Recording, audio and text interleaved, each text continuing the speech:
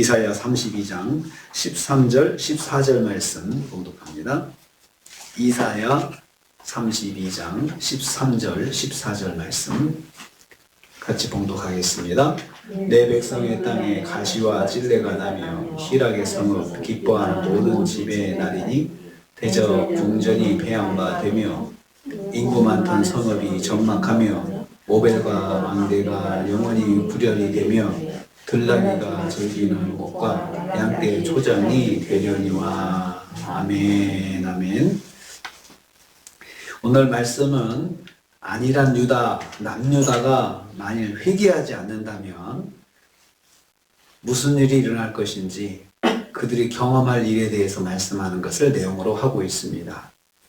13절 말씀 보면요, 내 백성의 땅에 가시와 찔레가 날 것이다 했습니다. 내 백성의 땅에 가시가 찔레가 난다. 이 말은 여기서 가시와 찔레가 난다는 말은 저주와 심판을 받는다는 뜻입니다.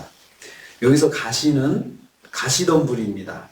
최초의 인간의 범죄의 결과 땅이 저주를 받았을 때 등장한 것이 가시덤불이었습니다. 창세기 3장 18절 말씀에 가시덤불이 이제 그 땅의 저주의 그런 모양으로 나타났는데요. 같은 의미로 묘사된 가시덤불이 안일한 여인처럼 죄를 짓고도 돌이키지 않는 남유다 땅을 뒤덮을 것이라는 말씀입니다. 내 백성의 땅에서 난다라고 했습니다. 그 땅은 가나안 땅, 젖과 꿀이 흐르는 땅입니다.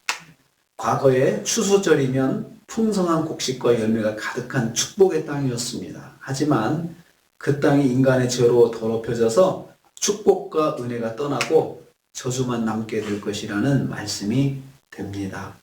그래서 복된 땅도 계속해서 불순종의 삶을 살면 그 땅이 저주의 땅이 되고 만다는 거죠. 가시가 뒤덮는 땅이 되고 만다는 것입니다. 죄를 고집하면 축복이 변하여 저주가 된다. 저주가 되고 심판을 받는다는 말씀을 여기서 볼 수 있습니다. 두 번째로 13절 후반부에 희락과 기쁨이 변하여 고통이 될 것이다 했습니다. 희락의 성읍 기뻐하는 모든 집은 심판받기 이전의 남유다의 모습입니다. 모든 성읍과 집에 기쁨과 즐거움의 복이 가득했습니다. 풍성한 곡식으로 풍성한 삶을 살았기 때문입니다. 하지만 그러한 기쁨이 사라지고 성읍과 집마다 가시와 찔레가 돋아나는 고통이 임할 것이다 했습니다. 죄를 안일하게 생각하고 회개하지 않으면 그 결과로 주어질 것이라는 말씀입니다. 공동체 안에서 기쁨과 희락이 사라지고 고통이 자리 잡게 될 것입니다. 그런 일은 어떻게 일어나느냐? 전쟁으로 외적이 침입을 받아가지고 그 성이 함락되면 그냥 한꺼번에 다 그렇게 되는 것입니다. 모든 것이 하루아침에 사라질 것입니다. 불순종이 자리 잡게 되면 축복이 사라지고 말 것이라는 경고를 하고 있습니다. 회개하지 않는 주의 백성에게는 기쁨이 변해서 고통이 될 것이다 라고 경고하고 있습니다.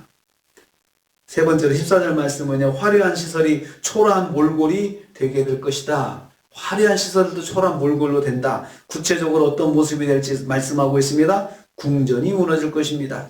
궁전은 왕이 사는 높은 요새와 같은 안전한 집을 말합니다. 외적의 침입으로 공격을 받아서 파괴되는 일을 만나게 될 것이라는 것입니다. 그렇게 됐습니다. 그렇게 되었습니다. 또한 인구가 많던 성읍에는 사람이 보이지 않게 될 것입니다. 전쟁의 결과 성읍하고 집들이 폐허가 되면 사람이 다 떠나고 사람이 살지 않으면 그곳은 적막한 곳이 되게 될 것입니다. 산과 망대는 동굴과 들나귀의 쉼터로 그리고 양떼의 목초지가 될 것이다 했습니다. 군인들이 주둔하고 있던 곳도 무너지고 폐허가 돼서 사람이 없는 적막한 동굴로 변하고 그리고 짐승들이 사는 곳이 된다는 것입니다. 높은 산에는 군인들이 망대를 만들고 그곳에 살았습니다. 근데 이제는 폐허가 돼가지고 군인들이 살던 주둔하던 곳은 동굴이 돼가지고 폐허가 된 동굴, 아무도 살지 않는 동굴이 돼서 그곳에 짐승들이 살게 된다. 사람들이 다 떠나게 된다는 거죠. 축복의 땅이 아니니까 사람들이 다 떠납니다. 전쟁을 통해서 사람들이 다 떠나고 폐허가 돼서 사람은 살 수 없고 그냥 짐승들이 풀을 뜯고 그리고 자기 집을 삼아서 사는 그런 적막한 곳이 된다. 그렇게 복받던 땅이 그렇게 된다는 것입니다. 회개하지 않으면 모든 환경도 무너진다는 거죠. 회개하지 않으면. 참 이렇게 이스라엘 백성들에게 축복 말씀하셨다가 저주를 말씀하셨다가 축복도 말씀하셨다가 저주도 말씀하셨다가 자꾸 너희들이 이제라도 회개하면 내가 너희들을 다시 회복시켜주마 그렇게도 말씀하셨다가 또 여기서는 저주도 말씀하셨다가 왜 이렇게 말씀하실까요? 빨리 깨달으라는 겁니다. 빨리 깨달아. 생각하면 그냥 그냥 저주하고 마시지. 그냥 왜 그렇게 시간을 끄시면서 또 축복도 다시 말씀하시고 그럴까요? 자꾸 하나님의 마음이 그러신 거예요. 매를 때리면 호되게 혼날 것이기 때문에 때리시기 전에 자꾸 하나님의 사랑의 마음이 기회를 또 주고 다시 또 말씀하고 그러시는 겁니다. 하나님의 사랑이 그렇습니다. 그러나 축복도 변해서 저주가 될 수 있다는 거 꼭 기억해야 됩니다. 복은 받을 때 힘들지만 유지하는 건 더 힘듭니다. 그래서 그 복을 그대로 유지하고 복이 복되게 하고 복이 복을 낳게 하려면은 계속해서 믿음의 삶을 살아야 되고 그 믿음을 지키기 위해서 더 힘써서 어제보다 오늘은 더 힘써서 믿음을 지키려고 해야 복이 유지가 되는 것입니다. 이스라엘이 그걸 못해가지고 말씀하신 것처럼 주님 말씀하신 것처럼 축복이 변해서 저주가 되고 말았습니다. 참 안타까운 일이죠. 모든 집에 가시와 찔레가 난다 라고 그렇게 말씀했는데 그렇게 되었습니다. 오늘 우리가 하루를 삽니다. 우리가 받은 복이 되게 계속해서 복이 되도록 축복합니다. 그래서 우리가 더 믿음에 힘쓰고 오늘은 더 힘써야 승리할 수가 있습니다. 더 붙잡아야 되고 더 의지해야 됩니다.